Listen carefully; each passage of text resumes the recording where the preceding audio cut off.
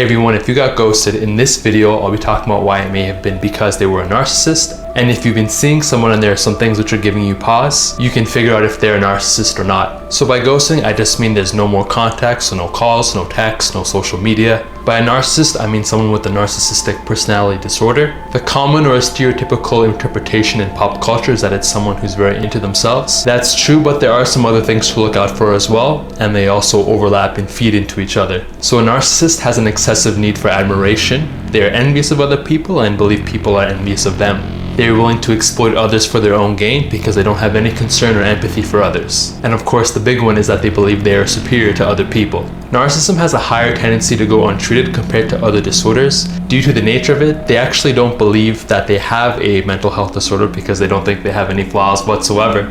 What brings them into therapy is that there is another issue that they recognize and want to get handled, such as substance abuse. Now, with all these great personality traits, you might think, now why would someone want to be in a relationship with someone like this? You might think, okay, from the narcissist's perspective, they need admiration, so being in a relationship, their partner can provide that. But what does the narcissist bring in return? Now, narcissists believe they are superior to others and can only be understood by other special, high-status people. So when they begin a relationship, they'll actually be very complimentary to their partner. This might sound odd because they're their own biggest fans and look down on others. However, when they see that they're in a relationship, they kind of need to elevate their partner and believe that they are as equally amazing. Now that there's an association and you're in their inner circle, you have to be just as awesome because a narcissist can't handle being with someone who's anything less than that. This can even happen in a platonic or non-romantic relationship. I had a professor in university who was treating a narcissist, and he would say things like, oh wow, you must be the best therapist in the whole world. Now, she was a university professor, so obviously she was very accomplished, but the person she was treating didn't really have any proper basis to say that. It's like if you went to buy a car and the salesman was just being really over the top with the compliments, you would kind of get the sense that they're not being sincere. But if you're someone with low self-esteem and you're feeling bad about yourself and feeling inadequate, and along comes this person who's saying all these good things, it can feel really good. Also, someone with low self-esteem is probably not as sociable. I don't mean to say if you're popular, you necessarily have high self-esteem, or that if you're introverted that you can't have high self-esteem either. It's just that social situations can feel anxious and uncomfortable if you're someone with low self-esteem. Now, narcissists tend to be much more sociable and outgoing and confident, so with a couple, the lower self-esteem person can kind of just hang back and let the narcissist run the show. The narcissistic personality disorder is in cluster B of the DSM. When narcissism is present, there tends to be some of the other disorders present as well, and vice versa. This is called comorbidity. The one I wanted to touch upon is called the antisocial personality disorder.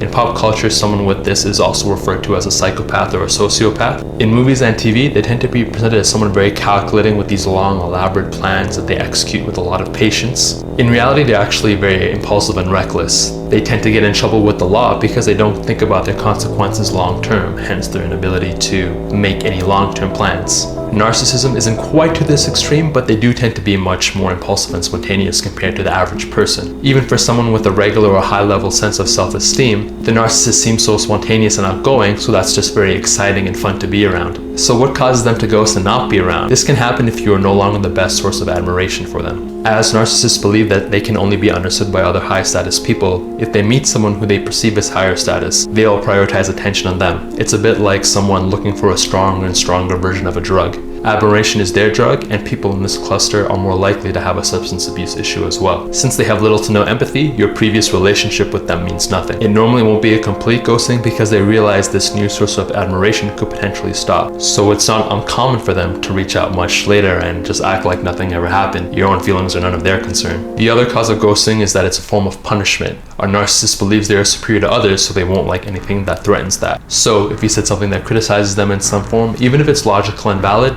they're not going to like that, and ghosting is a way to stop you from doing it. What the narcissist hopes will happen by ghosting you is that by causing you some emotional trauma, you will look at yourself and try to figure out what you did wrong. So now when you reach out to them, you're the one apologizing for what you did wrong, even if you were just standing up for yourself. The narcissist would be gaslighting you and make you feel like the one that was acting irrational or crazy. It's unfortunate how well ghosting fits in with narcissism, because by you apologizing for what you were doing, they are absolved of any wrongdoing, which fits in nicely with their delusions of superiority. And now your integrity is compromised because that is one boundary you allowed them to cross. Since you apologize for something legitimate, now you are trying to be what they want you to be and not actually being yourself. This establishes a pretty vicious power dynamic where you can't stand up for yourself anymore because they'll ghost you and you'll come back.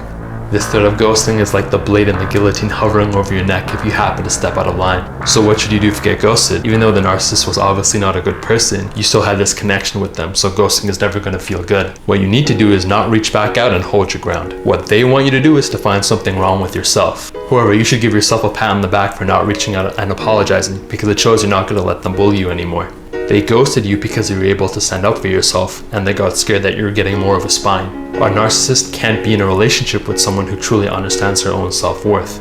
And a relationship can't work if only one side is willing to communicate properly. Even in a platonic relationship, it's that really good friend who can tell you that hard truth that you don't want to hear but need to. When a narcissist ghosts, it's kind of like that kid who was losing at a game, gets all salty, picks up their ball and goes home. Do you really want to be with someone with the maturity level of a child? So don't reach back out there, not worth your time. Anyway, that's about all I had to say. If you were dealing with someone who was narcissistic or got ghosted, I hope this can help you feel better. You might be feeling down about yourself, but it's actually they're the one with the problem. You're a person of integrity and you stuck with your principles. A narcissist cannot handle someone like that, so it's better that they're out of your lives. So if this helped at all, please leave a comment below. And if you enjoyed this video, please give it a like and subscribe to my channel. Thank you so much for watching. Have a great day and take care.